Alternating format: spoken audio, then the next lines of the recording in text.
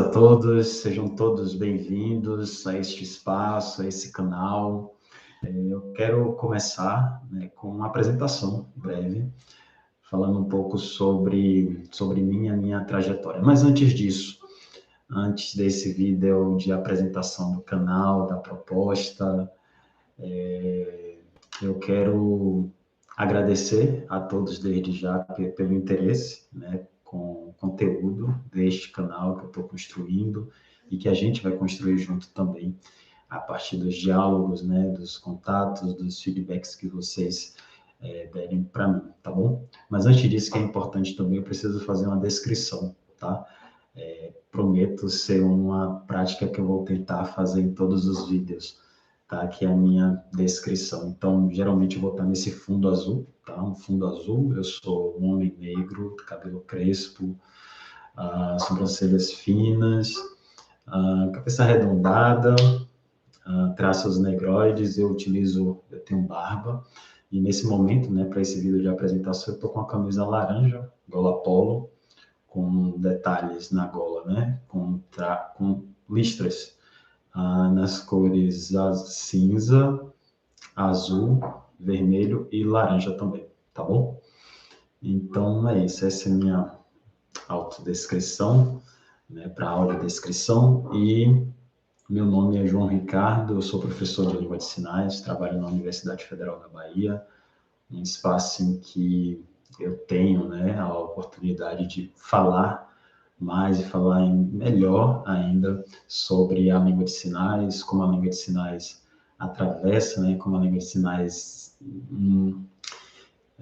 começou em minha vida, como foi isso, e também as pesquisas, desde aquele momento que eu estava aprendendo o alfabeto da língua de sinais para o que eu tenho hoje dentro da universidade, que é desenvolver pesquisas e trabalhar também na formação de professores que atuarão com alunos surdos. Então, a proposta desse canal, desse espaço que eu estou criando, e como falei anteriormente para vocês, que a gente vai discutir aqui, falar sobre língua de sinais, falar um pouco sobre a cultura surda. E quando eu digo um pouco, porque o melhor de tudo é a gente poder conhecer, termos o contato e aprender com eles, não ficar apenas uma informação atravessada, uma informação de terceiros, mas a proposta também é que com os vídeos, com os conteúdos aqui, vocês tenham cada vez mais interesses sobre a cultura surda e a língua de sinais, tá? E eu quero começar falando sobre o nome também, o porquê o nome, tão diferente, inusitado, singular, numa proposta para curso de Libras, para discutir sobre língua de sinais. E o nome aqui é Ponto Futuro, vocês têm aqui, desse lado de cá, acredito que eu esteja fazendo da forma correta. Desse lado de cá, o símbolozinho, a nossa marca. O Ponto Futuro é uma ideia, uma proposta, e surgiu no momento que eu estava com um amigo jogando xadrez, e tem esse conceito também no jogo de xadrez de ponto futuro, em que você está ali com a sua jogada, com o seu jogo, com as peças ali na frente, e você precisa sempre, no jogo de xadrez, pensar em 10, em 15, 20 jogadas à frente, pensar nesse ponto futuro, o que é que você vai fazer a partir daquela jogada, com aquela peça, então você precisa de estratégia. E nessa perspectiva, eu acredito também que com a língua de sinais seja isso, esse para onde ela pode te levar no futuro. Então, quando eu comecei a aprender língua de sinais lá em 2000, o ponto futuro que ela me trouxe, foi justamente esse, estar num espaço universitário, ter a oportunidade de transformar vidas a partir da formação, a partir do ensino da língua de sinais, ver essa mudança também de percepção sobre a cultura surda, sobre a língua de sinais, sobre o indivíduo surdo, isso tudo a partir do conteúdo, isso tudo a partir de uma aula ministrada. Então, a proposta aqui é essa também, que a partir dos conteúdos aqui, lançados para vocês, essa língua, né, conhecer um pouco sobre a cultura surda, esses elementos levem vocês para um ponto à frente, né? Não só em relação a aprender língua de sinais, a se comunicar com surdo, de repente até ter um novo caminho profissional, mas uma mudança também, né? Pensar nesse futuro de mudança pessoal, né? O quanto a língua de sinais, o quanto essa perspectiva surda pode mudar a sua vida, tá ok? Então, pessoal, nesse vídeo de introdução e de apresentação, ele vai estar em destaque aqui no canal. Eu quero falar sobre a língua de sinais, como iniciamos, e aqui falando sobre língua de sinais brasileira. Eu quero iniciar falando sobre a nomenclatura, né? Como é que a gente identifica, como é que você identifica e percebe o indivíduo surdo? Né? Como é que a sociedade, de uma maneira geral, também fala sobre o surdo, descreve o surdo? Então, é importante percebermos isso. Né? A partir disso, né? Mais à frente, vamos ver as questões de sinais, das frases em língua de sinais, qual é a posição correta, qual é a estrutura. Isso é muito bom, isso é importante. Mas precisamos pensar nessa base, né? Nesse conceito introdutório, que é as questões culturais, né? Que são as questões culturais. De identidade surda também, como é que a gente pode perceber isso, as questões linguísticas, tá? Mas vamos analisar a cultura surda numa perspectiva ouvinte, ou seja, como é que nós, ouvintes, aqueles que não conhecem a língua de sinais, muitos não conhecem, né? Pelo menos a maioria não conhece a cultura surda, como é que trata esse outro que muitas vezes não tem contato, mas se sente, né? O ouvinte se sente na liberdade de dizer quem é o outro, como é que o outro pode ou deve se comportar, tá bom? Então, eu quero introduzir esse assunto com vocês a partir de três palavras, né? Ou três nomes, né? Em relação à nomenclatura para o surdo. Devo chamar de surdo, que é a palavra que eu estou utilizando aqui, surdo-mudo ou deficiente auditivo? Essa é uma pergunta corriqueira, assim, que sempre quando eu estou ou em espaço de formação, em espaços, né, de formação, ou com amigos também, no cotidiano, as pessoas sempre têm essa dúvida, né? Como é que eu devo me referir ao surdo? Qual é o termo politicamente correto? Então, a gente vai pensar sobre isso agora, numa perspectiva política, linguística, social, cultural e identitária. Então, a gente precisa perceber isso, né? Visão política, linguística, social, cultural e identitária. Né? Como é que a questão da surdez é percebida em todos esses ambientes, né? Em todas essas áreas. Mas antes disso, eu quero citar para vocês, né? Eu tenho 2 livros aqui para esse momento, que é o da Audrey Gesser, Libras, Que Língua é Essa? E ela fala aqui, em seu livro na página 46, é um livro, assim, indico para que vocês comprem, tá? Eu tenho uma descrição aqui embaixo no espaço, né, destinado aqui do YouTube, e vocês podem ter a referência e, enfim, comprar, vocês podem adquirir o livro. E aqui na página 46, ela fala o seguinte: infelizmente, o povo surdo tem sido encarado em uma perspectiva exclusivamente fisiológica, né? Dentro de um discurso de normalização e de medicalização, cujas nomeações, como todas as outras, imprimem valores e convenções na forma como o outro é significado e representado. Cabe ressaltar, por outro lado, que não é apenas a escolha acertada de um termo que elimina os preconceitos sociais. Os preconceitos podem estar disfarçados até mesmo nos discursos que dizem assumir a diferença e a diversidade.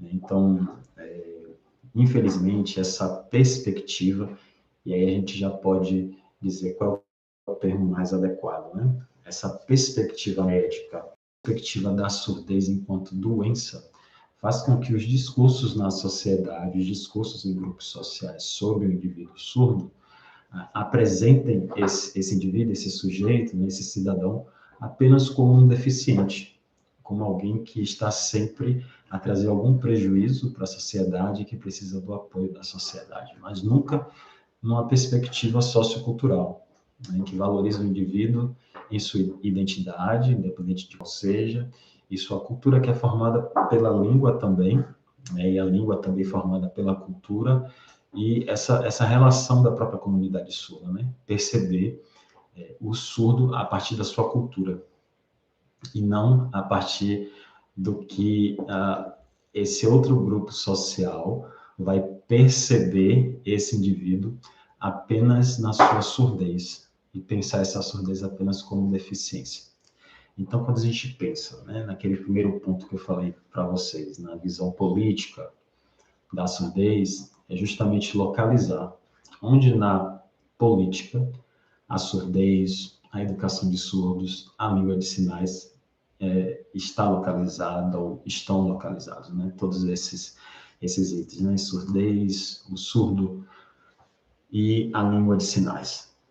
Em relação à política, se eu tenho um discurso patológico, né, apoiado e referendado por documentos da área da saúde que vai identificar a surdez como uma doença, como uma patologia que vai precisar de cura, e isso, né, toda essa documentação da área da saúde, né, essa validação médica, com o apoio da política, vamos ter leis que precisarão identificar, né, mostrar esse indivíduo como um doente, como um deficiente que precisa ser consertado, que precisa ser curado. Então, existe uma lógica também política e econômica que precisa identificar um indivíduo surdo como deficiente para que determinados elementos, para que determinadas estruturas dentro da política e da própria área de saúde possam ocorrer. Um exemplo, identificando um sujeito que tem a surdez apenas como deficiente, ele vai precisar de terapias, então o fonoaudiólogo vai precisar do otorrino, inicialmente, né? Fonoaudiólogo, de outros médicos também que possam fazer cirurgia, por exemplo, de implante coclear. E isso tudo é uma máquina, né? Uma estrutura dentro da área da saúde e é também uma estrutura econômica. Então, aqui é mais uma visão crítica sobre esse evento, né? E para que tudo isso funcione também precisa dessa legalização, né? Precisa de leis que possam ratificar todo esse movimento da área da saúde. Um indivíduo que é identificado apenas a partir da sua surdez, né? A partir da sua surdez, ele precisa de um aparelho, né? Precisa comprar, né? Então, tudo isso. E quando a gente tem uma perspectiva cultural, né? Esse aparelho, essa visão médica, essa visão patológica da surdez, ela vai sumir. Não teremos mais essa percepção. O que a gente vai ter? Visão cultural que vai identificar, perceber, considerar a língua de sinais. Então, o surdo ele não vai precisar falar oralmente. A sociedade vai entender e vai respeitar a sua língua e todos vão aprender a língua de sinais e se comunicar através dos gestos, dos sinais, do corpo e das expressões. Tá? E aí, só nessa explicação, a gente já viu a questão política, linguística também, né? A gente não tem assim, um movimento social em que todos querem aprender a língua de sinais e todos vão poder interagir com os surdos.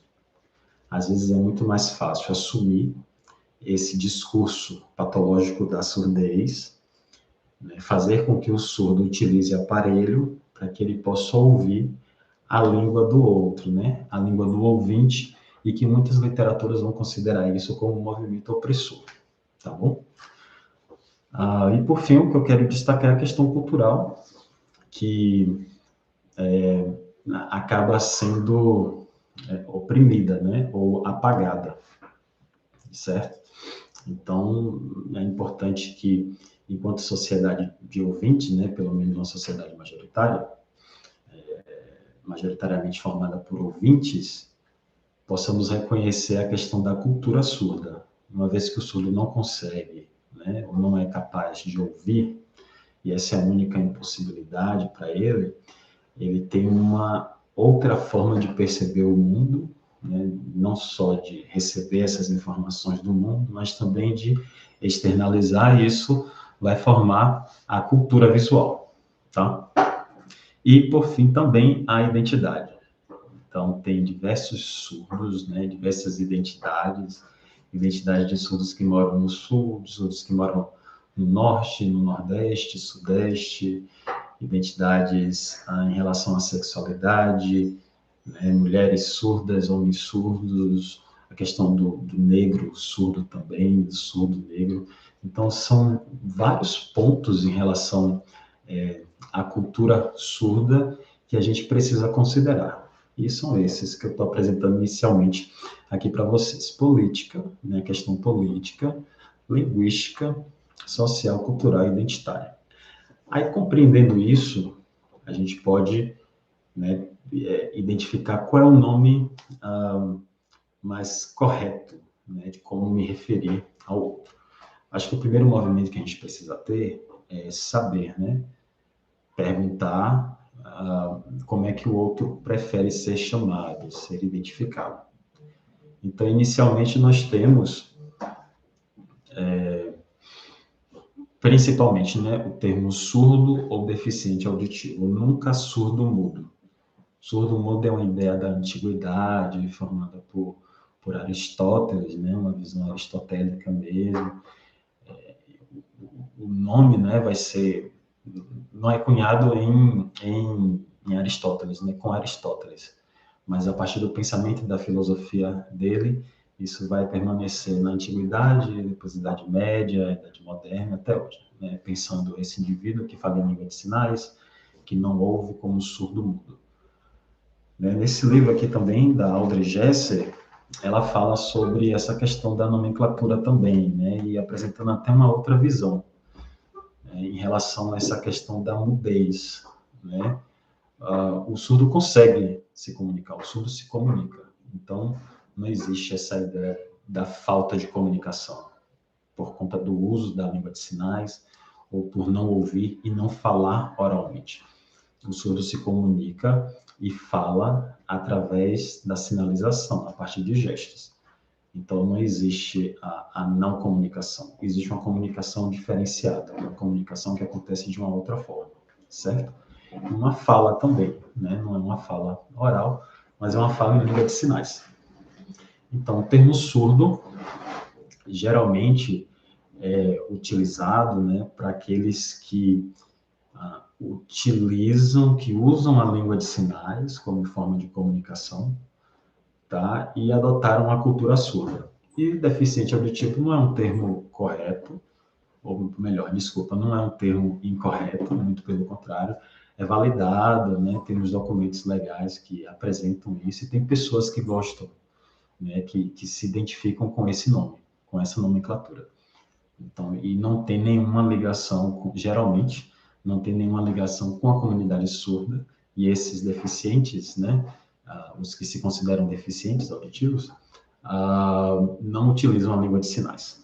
Então, a diferença básica é essa. O termo surdo-mudo nós não utilizamos. O termo surdo é para aquele que usa a língua de sinais, se comunica a partir dela e faz parte da cultura surda, né? E o deficiente auditivo não. Ele utiliza aparelho, ele quer falar, né? Ele quer utilizar a oralidade como forma de comunicação e não tem relação com a comunidade surda. Geralmente é assim, tá bom?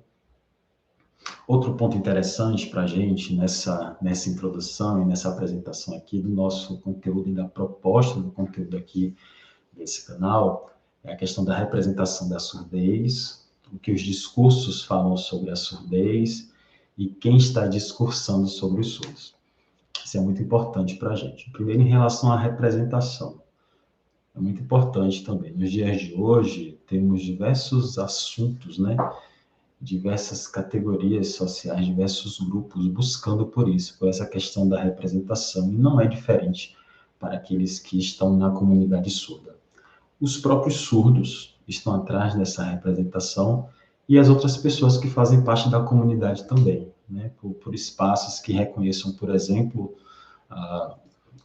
o surdo, né, enquanto cidadão, enquanto um indivíduo que possui uma língua e que luta por um desenvolvimento de uma política linguística que realmente abraça essa forma de se expressar, de adquirir informações, conhecimento também, né? Estamos ainda engatinhando em relação a isso.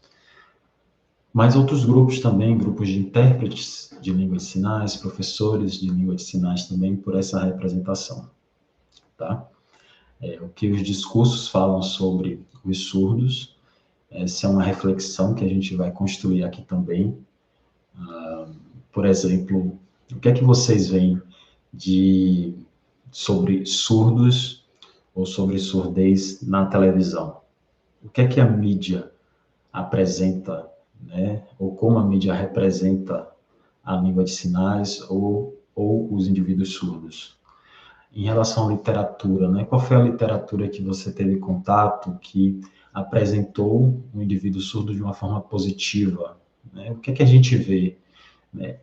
Ainda, né? Uma outra pergunta: quando o surdo aparece na televisão, qual é a perspectiva? É uma perspectiva positiva, uma perspectiva assistencialista? Então a gente precisa mudar, né? Reposicionar a questão da surdez, do indivíduo surdo, da língua de sinais no nosso pensamento, para que tenhamos uma atitude, né, um comportamento melhor para os surdos, né? Para com os surdos. E pensando no futuro, né? A partir desse movimento de contato com a língua de sinais e a cultura surda, possamos causar uma transformação em nós, por conta da língua de sinais. E isso acontece muito comigo, aprendo muito, tanto com a língua e principalmente no contato com as pessoas surdas, né? Então, às vezes, os discursos, né, e aquilo que a gente aprende sobre a comunidade surda vem muito do outro, né? Aqui é um exemplo, né? Eu sou um ouvinte falando um pouco sobre a cultura surda, mas eu reconheço também e valorizo o meu lugar de fala, o meu espaço para isso, né?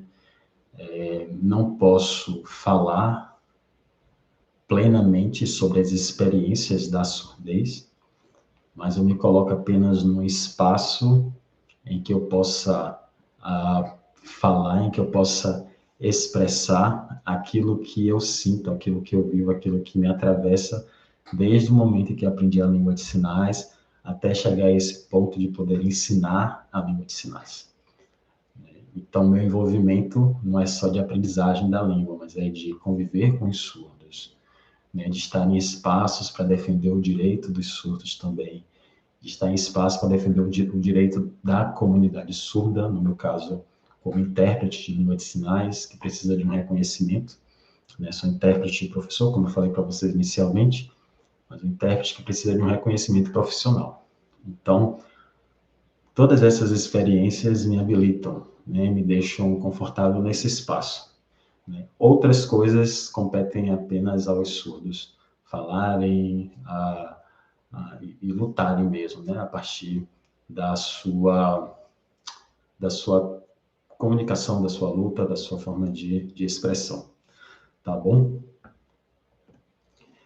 Eu quero falar rapidamente aqui para vocês um texto também de uma surda, e eu recomendo também a aquisição do livro, tá bom? As Imagens do Outro sobre a Cultura Surda. Esse livro aqui é de uma autora surda chamada Karen Strobel, e ela fala de uma coisa interessante, né? Que é justamente sobre isso, né? Eu estou aqui falando, mas também com muito respeito à comunidade surda, que durante muito tempo a sua história, né, a história dos surdos, não só aqui no Brasil, mas em outros países também, né, essa história ou essas histórias foram contadas sempre na perspectiva do ouvinte, né, sempre o ouvinte falando. Então, é uma visão crítica, né, que foi construída, né, durante a história em relação aos surdos. E a partir de um certo momento, principalmente, né, que eu vou dar uma data, um momento, né, eu acredito que aqui no Brasil, a partir de 1980, é quando a língua de sinais passa a ser estudada, né, e estudada não apenas com ouvintes, mas também com surdos, né? E os surdos vão interagindo mais, tendo mais acesso, mais espaço, principalmente no ambiente acadêmico. Então, a Karen Strobel fala aqui, a página 115.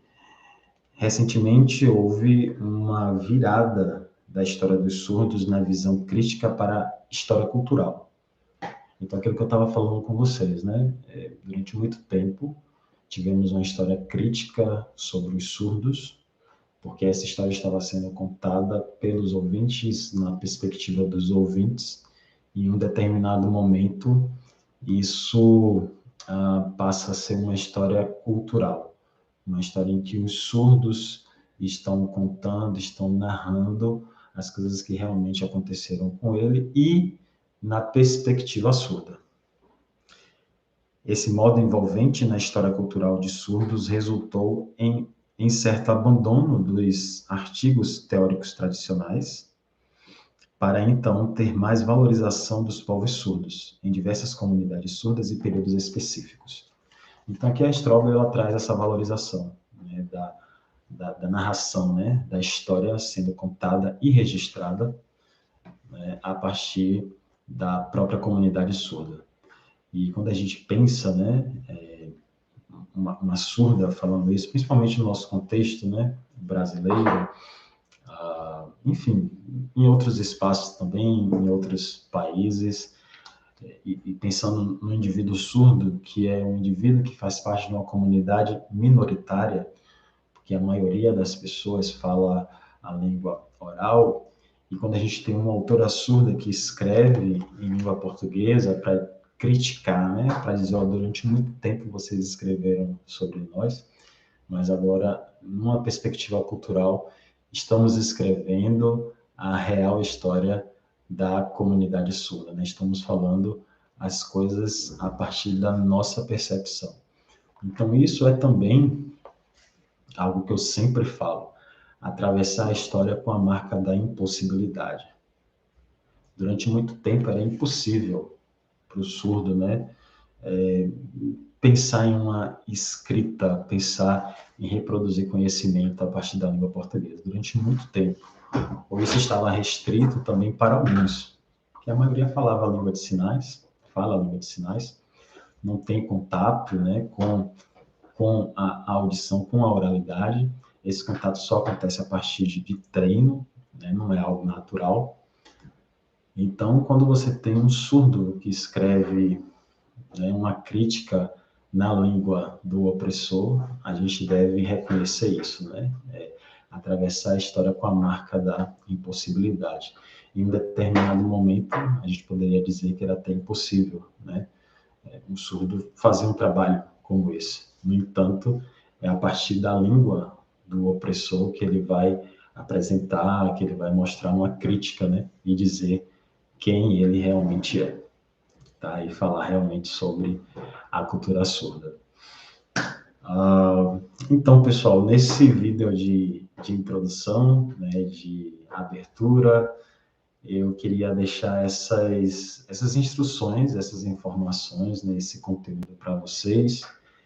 Espero que sirva, tá? Que seja também um conteúdo que gere reflexão, né? Desculpa por qualquer coisa, né? O ambiente, o som, eu acho que é uma coisa que eu vou precisar melhorar, tá? me acostumar também nessa relação aqui de gravar um conteúdo específico para a plataforma, mas eu acredito que com calma, você com paciência também vai poder digerir tudo isso, né? E ter uma outra perspectiva, começar a ter uma outra visão sobre o indivíduo surdo, né? A importância de você aprender língua de sinais. Acho que colocando essa semente aí no seu coração, eu me sinto satisfeito nesse vídeo aqui, né? Precisamos de uma política ou de um entendimento social que não obrigue apenas que o surdo aprenda a língua portuguesa, que o surdo, a partir de uma visão médica, tenha que falar, né, ou de uma perspectiva patológica, tenha que ser curado da sua surdez e utilizar aparelhos. Antes disso, precisamos de um movimento social, uma consciência também, né, uma conscientização individual de que nós podemos aprender a língua de sinais e facilitar o processo, né?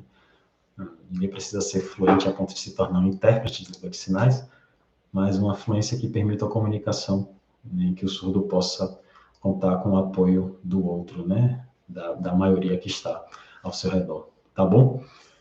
Então é isso, se você gostou do conteúdo, gostou do que foi dito aqui, coloca aí nos comentários, dá aquele like, né? Like, comenta e compartilha. É isso. Tá bom, pessoal? Forte abraço e até a próxima, tá bom? Toda semana a gente vai estar aqui se encontrando e eu postando um conteúdo novo para vocês, tá? Tchau, tchau e até mais.